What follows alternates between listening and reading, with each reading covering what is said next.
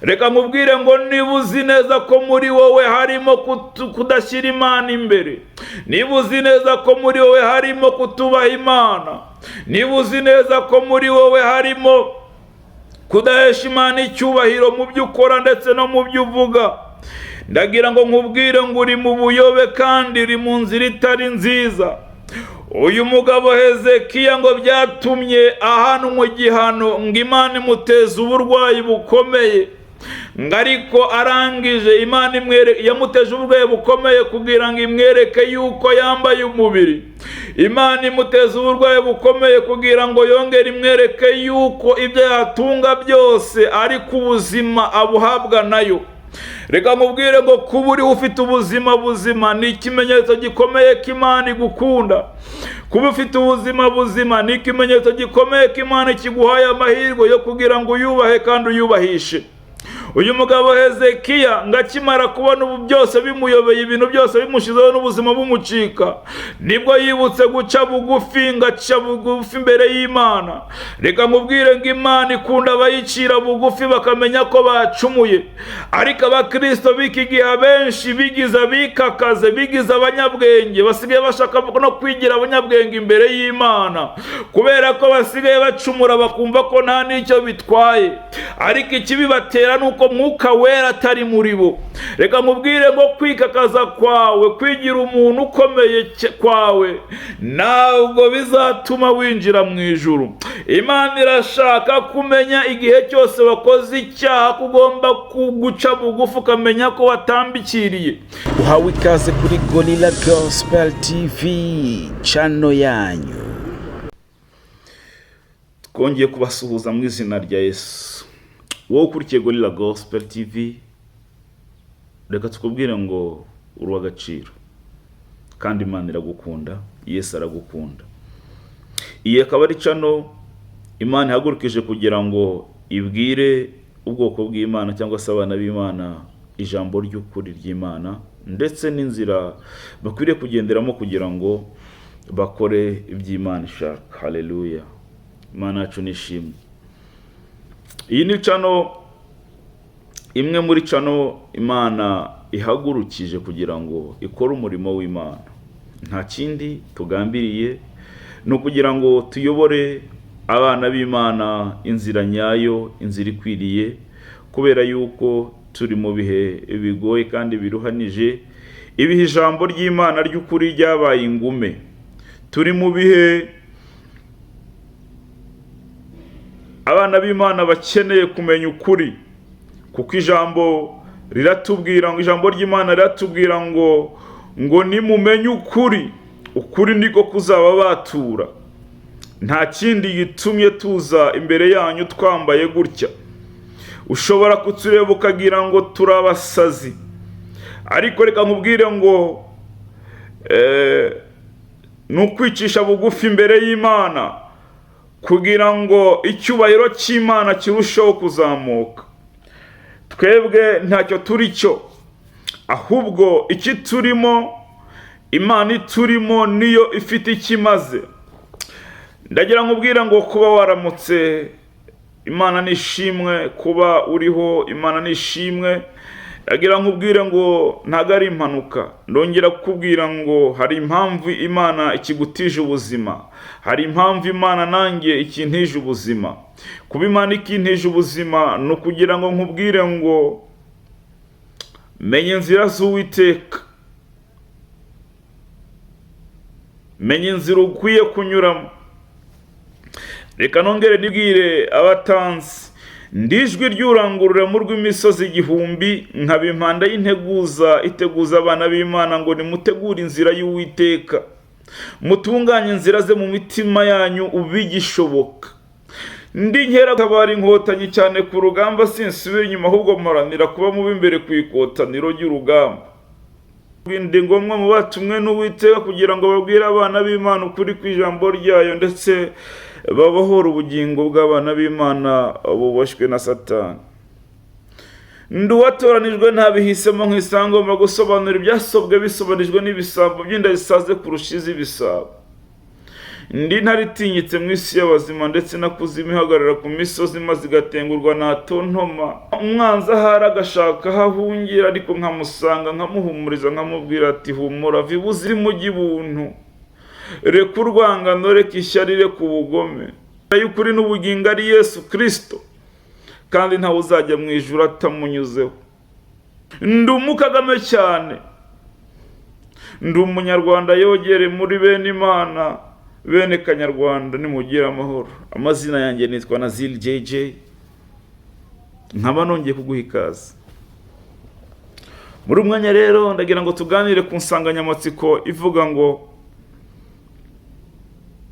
agakiza duhabwa na Yesu Kristo ni gakiza ki? Ese ni gute twakitwaramo? Hari ibintu byinshi bigiye bitandukanye abana b'abantu bagiye bavangavanga, Satani yagiye akoresha, ndetse bamwe mu bari bakwiriye kwizerwa.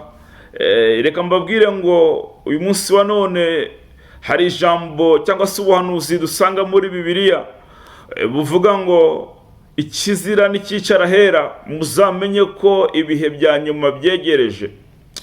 Uyu munsi wa none ntabwo ari benshi cyane bazi yuko ikizira kica hera. Uyu munsi wa none ndagira ngo nkumenyeshe wowe unteze amatwi ko ikizira kica hera.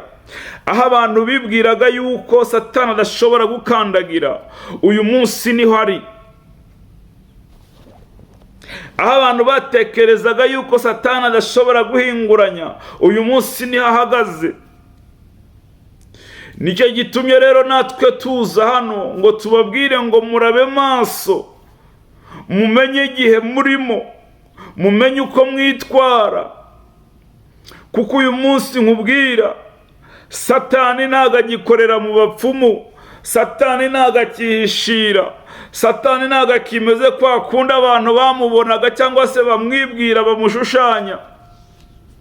Ahubwo Satani yambaye isuti, Satani yambaye kositimu, Satani yamenye kwita umukozi w'Imana, Satani yamenye gushinga insengero. Satani yamenye gushinga insengero kandi zivuga izina rya Yesu. Yego, ushobora kwibwira ngo ibyo nkubwira ndakubeshya, ariko icyo nkubwiye nuko ukwiriye kuba maso, aho uhagaze ukagenzura, ugashishoza, ukamenya yuko koko urahana Imana yemera cyangwa se urahana Imana yishimira. Kuko henshi cyane bari mu maboko ya Satani bibwira ko bari mu maboko y'Imana. Ijambo ry'Imana ryaravuze ngo mu bihe bya nyuma abantu bazaba ari abikakaze, ngo abantu bazaba ari abantu biyumva. Niko bimeze. Uyu munsi wa none ntabwo ushobora kubwira umuntu ukuri ku ijambo ry'Imana ngo akumve. Nk'ubu ngiye ibyo nkubwira ntabwo ushobora kubyumva kubera ko ni ukuri, ariko urabibona ukabisuzugura, urabyumva ukumva ni ubusazi. Ariko ibyo mvuga ni ukuri kandi ubyumvishe, ushobora gutuma ubugingo bwawe buzagira iherezo ryiza. Abantu ngo bazaba ari abikakaze, ngo badashaka kumva ukuri ku ijambo ry'Imana, ngo ahubwo bashaka kumva ibijyanye n'irari ry'imitima yabo. Iby'imitima yabo irarikiye n'ibyo bashaka kumva, iby'imitima yabo irarikiye n'ibyo bashaka kumva.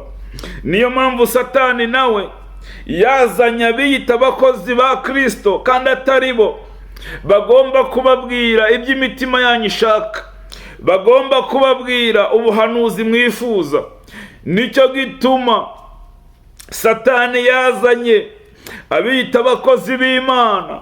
Abo bantu baza mu izina rya Yesu, bakorera Yesu, babeshyera Yesu, bakavuga ibintu mu izina rya Yesu, ariko mu by'ukuri badakorera Yesu ahubwo bakorera Satani. Kubera yuko namwe abantu b'iki gihe icyo mushaka ni ibijyanye n'irari ryanyu. Ntabwo mugishaka kumva umuntu ubabwira ngo mureke icyaha, kubera ko kureka icyaha byarabananiye, kwitandukanya n'ikibi byarabananiye, kubera yuko abenshi muri abana ba Satani. Satani yadukanye abigishwa bababwira ngo kuba mwarakiriye Yesu ngo birahagije.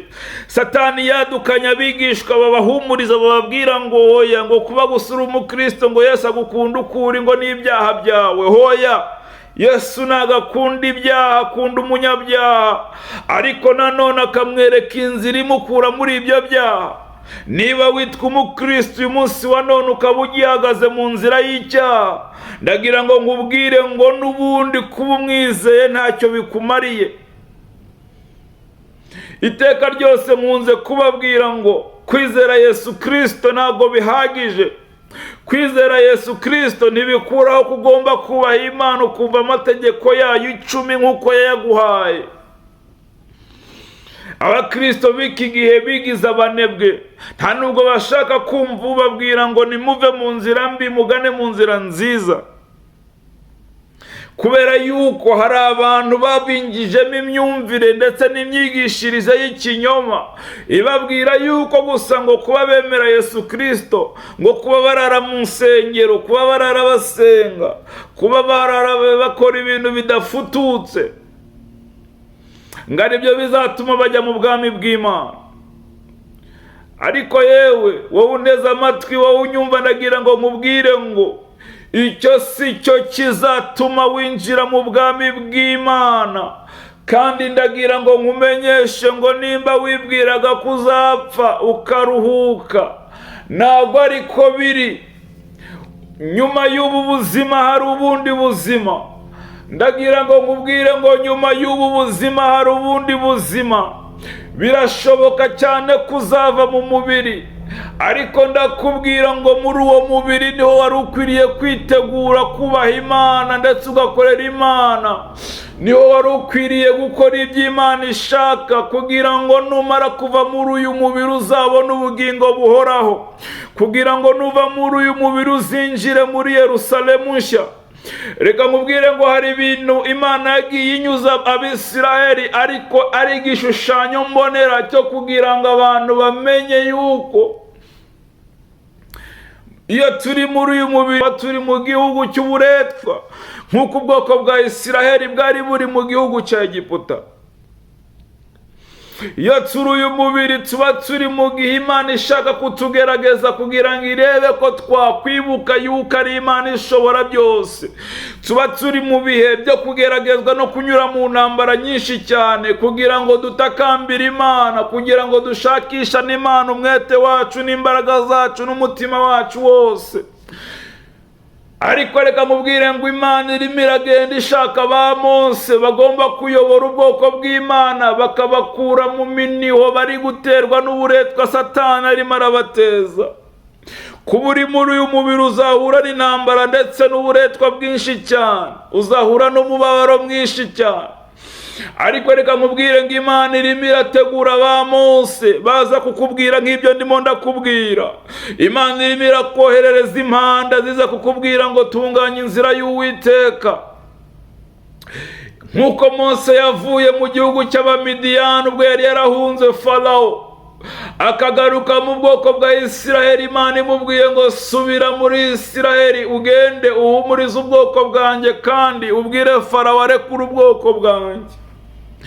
Reka nkubwire ngo kugira ngo Imana ikurekure mu gihugu cy'uburetwa, igukure mu gihugu cy'uburetwa, igukure mu bigeragezo ndetse n'inzira zikomeye urimo uranyuramo, nukubanza kunanirwa, nukubanza guca bugufi ukamenya ko nta kiruta Imana yawe mu mutima wawe, ukongera ukibuka ibyo Imana yakoreye ba sogokuruza n'ukuntu yagendanaga na ba sogokuruza bawe, ukongera ukibuka uko Imana yagendanaga n'abubahaga Imana kuva kera kose ndetse n'amagambo yagiye ivugana nabo. Icyo nicyo kizatuma Imana igira impuhwe. Icyo nicyo kizatuma Imana yohereza ba Mose kugira ngo baze bagukure muri icyo gihugu cy'uburetwa. Reka mubwire ngo Imana imaze kubwira Mose ngo ujya mu gihugu cya Isiraheli, subirayo ugende ukure ubwoko bwanjye mu gihugu cy'uburetwa. Imana nibwo yahaye amategeko 10 Mose, ibwira Abisiraheli ngo nimwubahe aya mategeko. uyu munsi wa none hari abantu n'isengero nyinshi cyane zidashobora kwigisha kuri aya mategeko, ahubwo zirirwa zigisha ngo abantu Imana irabagirira neza, Imana igiye kubagirira neza, Imana igiye kubakorera ibi n'ibi. Ariko ntabwo bishoboka ko Imana yagukorera ibyo n'ibyo ngibyo iyo neza bakubwira utaramenya ukuri kw'ijambo ryayo ndetse n'ikigushakaho. Icyo nicyo gitumye nkubwira ngo Imana iragushakaho kuyubaha, uko wakwitwara kose, uko wagenda kose, jya utekereza ko Imana ishaka yuko uyubaha. Icyatumye izana ayo mategeko 10 kwari ukugira ngo irebe yuko wayubaha. Kandi nanone ikindi kintu nshaka kugira ngo nkubwire wowe neza amatwi, aya mategeko uko ari 10 Imana ntago yaguhaye ihubutse, nuko yari izi neza ko ibi bintu ni bimwe mu bituma ubugingo bwawe burohama, ni bimwe mu bituma ufungura amarembo y'abadayimoni mu buzima bwawe ndetse agatangira kukuyobora. Imana yakoresheje imbaraga n'ubushobozi bushoboka bwose kugira ngo irebe ko ubwoko bwayo bwakongera kugendera mu gushaka kwayo. Ariko abantu kubera intege nke ntago byigeze bibakundira, bakomeje bakora ibidashimwa n'Uwiteka, bakomeje basenga ibigirwamana, bakomeje bakurikira iby'ubuzima bwabo gusa, ariko nyamara ntibashira Imana yabo imbere. Ndagira ngo nongere nkwibutse ngo nakubwiye kare ngo iki gihe turimo ni igihe cya nyuma, kandi ni igihe Imana iri gutegura ingabo kugira ngo zimanuke zize zikubwira amagambo nk'ayo ndimo ndakubwira. Hari ingabo ziteguye kwigira nk'abasazi cyangwa se kwigira ibyo ntazi kugira ngo wowe ukunde umenye. Kandi reka nkubwire ngo nta kizatuma uvuga ngo ntago wigeze umenya, kuko ijambo ry'Imana rigiye gukwirakwira hirya no hino mu isi. Ahubwo wowe uzazira yuko waryumvishe ariko ntuhindukire. Shutsi mwene data wowe neza amatwi, hindukirira Uwiteka, korera Uwiteka bigishoboka, kora ibikwiriye, menya yuko icyaha ari icyaha, menya yuko gukiranukira Imana bikenewe. Wirinde inyigisho zikubwira ngo kuba warizeye Yesu ngo birahagije, ngo ugomba gukora ibyo ushaka byose. Irinde izo nyigisho ngo Imana yagukunze ukuri, ngo ibyaha ngo byarananiye, ngo wananiwe kubireka. Hari abantu bigisha abandi ngo umuntu wabasha ngo kureka ibyaha, ndetse hari n'abavuga ngo n'intungane bwira icumuye 7. Ariko izo ni inyigisho z'ubuyobe z'abadayimoni zishaka kubwira abantu ko nta muntu ushobora kuba hadacumuye. Reka nkumenyeshe ngo Yesu Kristo yaje muri iyi si ariko ntiyigeze acumura, kandi yari yambaye umubiri nk'uwo wambaye, yarasonzaga nk'uko usonza, yagiraga ibibazo nk'ibyo uhura nabyo. Nawe yari umuntu, nubwo yari Imana muri we, ariko yaretse ubumana, arangije yambara umubiri kugira ngo aze yumve, aze nawe anyure mu buzima nk'ubwo yagushyizemo, yabunyuzemo. Kandi Yesu Kristo ntiyigeze acumura, yakoze ibishoboka byose, yirinda ikibi n'icyaha. Niyo mpamvu yahindukiye akavuga ngo ni nge nzira y'ukuri, kandi arongera abwira abantu ngo ni nge rugero rwiza mukwiriye kugenderaho. Nta kindi cyari kizanye Yesu, ni ukugira ngo abantu barebe urugero rukwiriye. Imana yaragaragaje guhagurutsa ingero nyinshi ariko z'abana b'abantu. Turibuka ba Samusoni, turibuka ba Dawidi, turibuka abandi, ni benshi cyane Imana yagiye ituma ku bantu, ariko kubera ko ari abantu bikarangira bacumuye. Byatumye Imana rero yimanukira kugira ngo ize yereka abana bayo, abo yaremeye, kugira ngo ibereke inzira nziza ndetse ibereke urugero rwiza. Nicyo cyatumye Yesu Kristo aza muri iyi si kugira ngo yereke abantu nyine urugero bakwiriye kugenderamo. Uyu munsi wa none ntuzakangwa no kumva hari abavuga butumwa bakubwira yuko ngo nta muntu ushobora kuba adakora icyaha, ngo ahubwo ngo dukwiriye kuba imbere y'Imana buri gihe dusaba imbabazi. Yego nibyo wakoze icyaha usaba imbabazi, ariko ntago ariko bikwiriye kuba bigomba guhora. Ntago ukwiriye guhora ucumura buri munsi uhora imbere y'Imana usaba imbabazi, kubera ko ndagira ngo umenyeshe ngo Satani aryamiye amajanja kugira ngo azagufatire imirimo icyaha maze ubugingo bwawe burimbuke.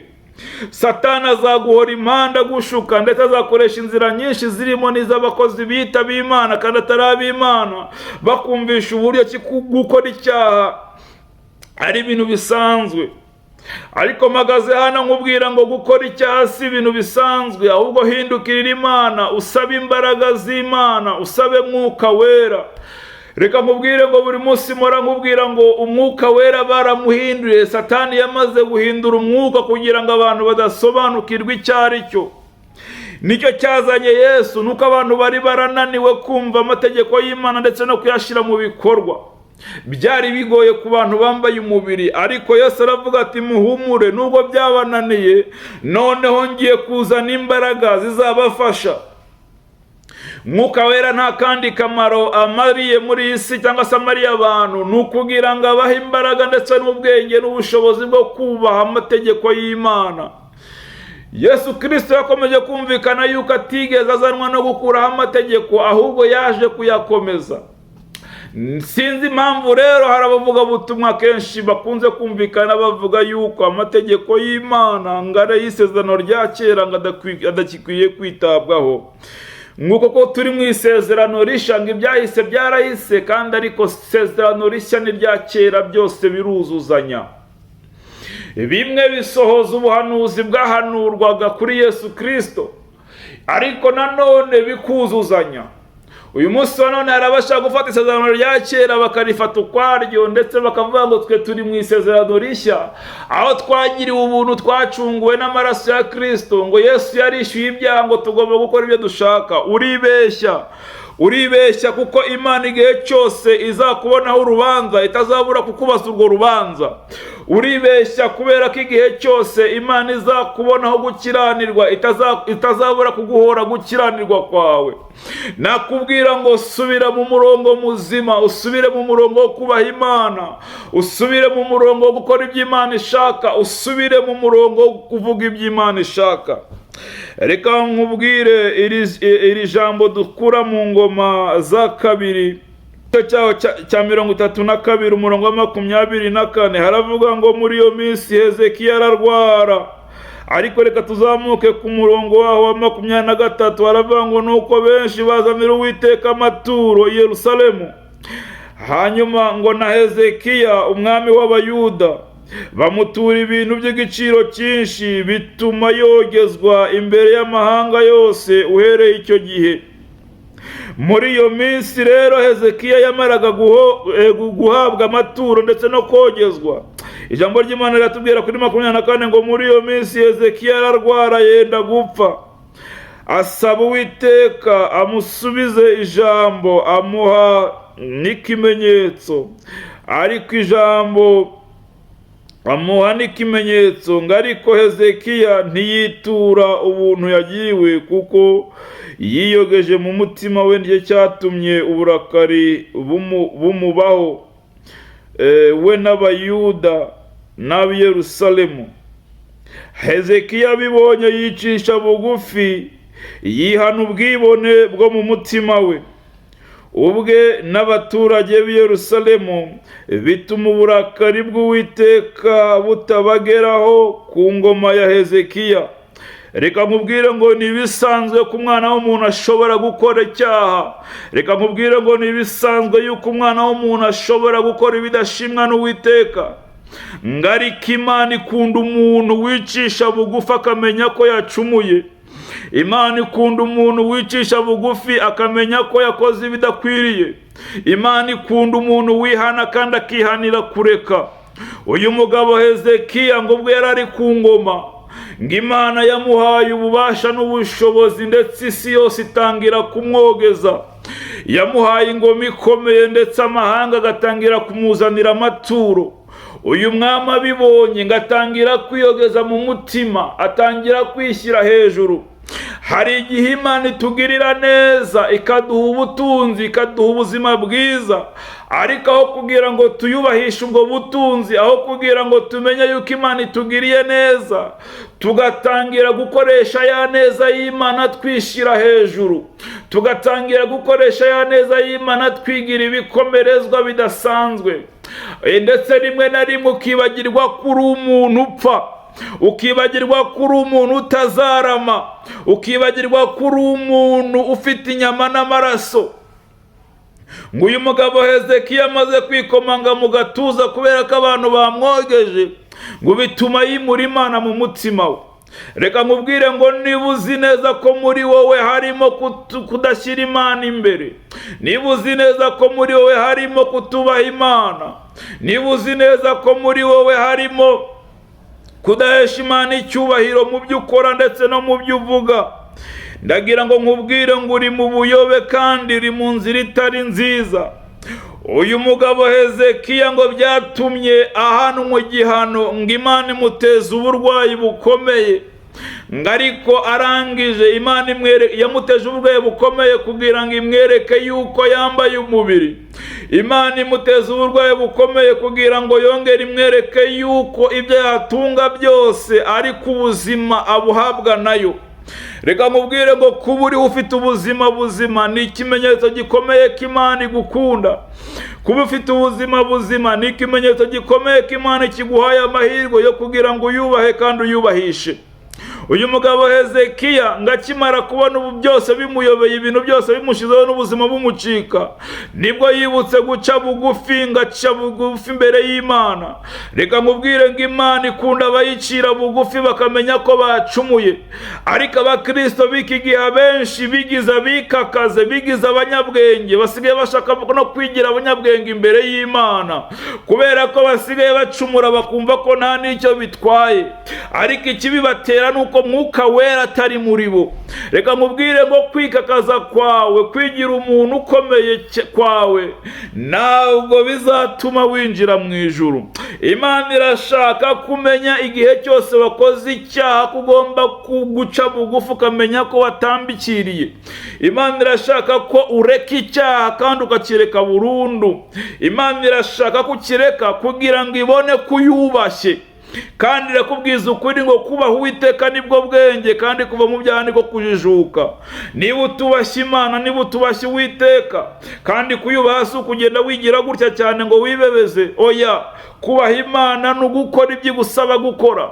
Kubaha Imana ni ukumva ibyo igusaba kumva.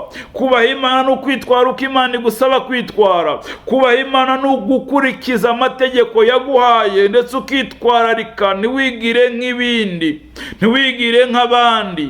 Nubona ab'isi bigize uko bigira, we ntubigane. Nubona abandi bigize uko bigira, we ntubigane, ahubwo ugendere mu murongo mwiza Imana yakweretse. Haleluya. Icyo nicyo gihe Imana izakwishimira. Ngo uyu mugabo Hezekiya we ngo yamaze kubona ubuzima bwe bumeze nabi. Icyo gihe ndetse nagira nkubwire ngo abantu nuko duteye. Iyo tumaze kubona tugeze mu makuba n'ibyago, iyo tumaze kubona tugeze mu bihe bitugoye bidukomereye, nicyo gihe twibuka ko Imana ibaho, kubera yuko dutangira kwihindukira tukayitakambira tuyisaba ubutabazi. Ngo ariko twaba tumeze neza, Imana yamara kudutabara tuyitera umugongo, twarangiza tukajya mu kwishimisha no gushimisha irari ry'imibiri yacu.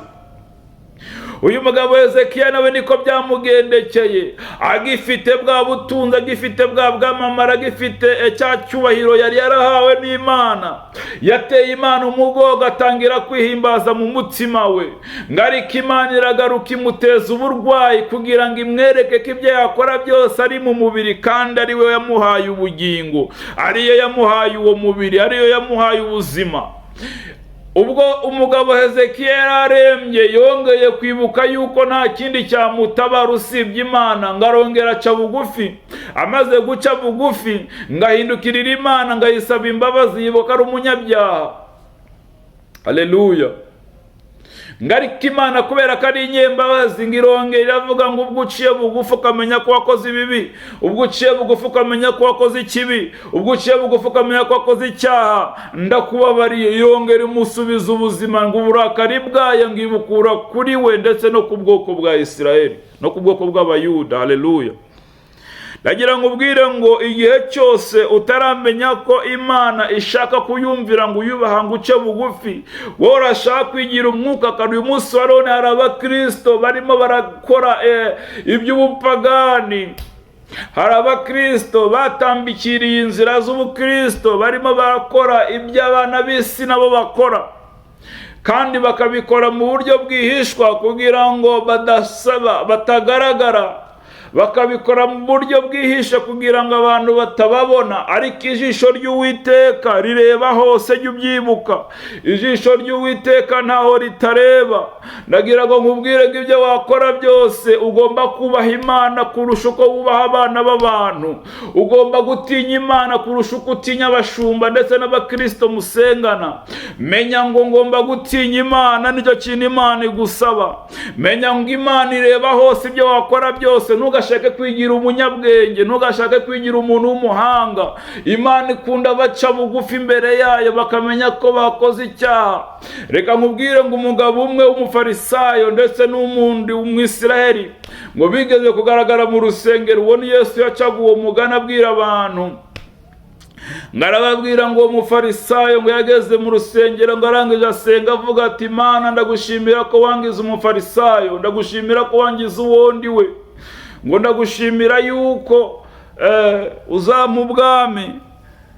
Ariko uyu mufarisayo yari ari kwibeshya, asenga isengesho ry'ubwibone kubera yuko niko yiyumvaga. Uko niko abakristo benshi b'iki gihe mumeze. Ngo haza undi mugabo w'umupagani ngo arangije abwira Imana ngo, Mana sinkwiye no kureba mu maso hawe, sinkwiye no kugera imbere yawe kuko ndi umunyabyaha narasayishije. Arangije arabwira ati, ndakwinginze Mana, umutima wanjye uramenetse cyane, mbabarira ibyaha nakoze. Uyu mugabo yari afite umutima umenetse kubw'ibyaha bye yakoze, ariko uyu mufarisayo we yari afite kwibona ndetse no kumva ko nta cyaha agira, kandi mu by'ukuri yagiraga ibyaha byinshi. Uko niko abakristo b'iki gihe bameze. Bafite ibyaha ariko ntabwo bashaka kwicisha bugufi imbere y'Imana. Bafite ibyaha ariko barashaka kwigaragaza nk'intungane imbere y'abapasiteri cyangwa se imbere y'abashumba babo. Barashaka kwigaragaza nk'abantu b'intungane imbere y'abantu, ariko ntibamenye yuko Imana yabaremye ibareba ndetse kandi izabarimbura. Ndagira ngo ubwire ngo uko waba uri umukristo kose ariko udakora ibyo Imana ishaka uzarimbuka. Ndagira ngo ubwire ngo uko waba uri umukristo kose ariko udakora ibyo Imana ishaka uri umwana w'ukurimbuka. Yesu Kristo yaravuze ngo igihe kizagera ngo ubwo bamwe bazaza bamubwira ngo twarahanuye mu izina ryawe, ngo twaragukoreye, ngo twarabakristo. Ibaze ngo ariko ngahindukire ngo ababwire ngo nimumve imbere mwankozi z'ibi bimwe kuko ntigeze mbamenya. Kuba uri umukristo ariko utubaha Imana, Imana ntago yigeze ikumenya, ntabwo ishobora kukumenya. Ndagira ngo nkubwire kugarukira mu nzira nziza nshuti y'Imana. Garukira inzira nziza, vibuzi mu gibuntu. Rekera gukomeza gushimisha irari ryawe. Menya ko kubaha Imana ari bwo bwenge. Gira ubwenge, va mu bujiji. Imana yacu nishimwe. Reka nsoze nkubwira ngo wowe unyumva kandi uneze amatwi. Ibyo nakubwira ni byinshi, ariko kuri uyu munsi reka ncumbikira aha ngaha. Reka ngusabire imbaraga z'Umwuka Wera, kuko nizo zonyine zishobora kugufasha kuba wareka ikibi, kuba watandukana n'ikibi, kuba watandukana n'icyaha. Ndabizi byarakunaniye, hari ingeso nyinshi zakunaniye, hari imbaraga za Satani zakuboshye, ariko ndakubwira ngo senga cyane, usabe Imana Umwuka Wera. Intumwa ubwo zari ziri mu cyumba cyo hejuru ziri gusenga, Imana yazohereje umwuka zigira imbaraga. Nawe senga cyane, Imana iguha Umwuka Wera, aguha imbaraga. Rekana n'aba banyabinyoma birirwa bavuga ngo Mwuka Wera ngo ngarititiza akavuga ibirimi. Hoya, rekana n'abo ngabo. Mwuka Wera nuguha imbaraga zo kureka icyaha. Mwuka Wera nuguha imbaraga zo kureka ikibi. Mwuka Wera nuguha imbaraga zo kukwigisha ukuntu ugomba gukurikira Imana. Nugushoboza kuko wowe byarakunaniye.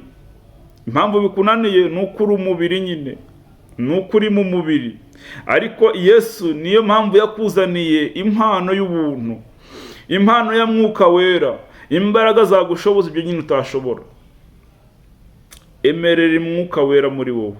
Emerera Mwuka Wera muri wowe. Utandukane n'ibyakera, utandukane n'ibya kamere. Tandukana na kamere, wemerera Imana ibe muri wowe, wemerera Mwuka Wera abe muri wowe, nibwo uzabasha kubona ubugingo buhoraho. Data, mu izina rya Yesu nkweretse uyu muntu Uwiteka Mana kugira ngo umugirire neza. Muhe imbaraga za Mwuka Wera kugira ngo abashe kuyoboka inzira yawe kandi abashe kuyoborwa nawe.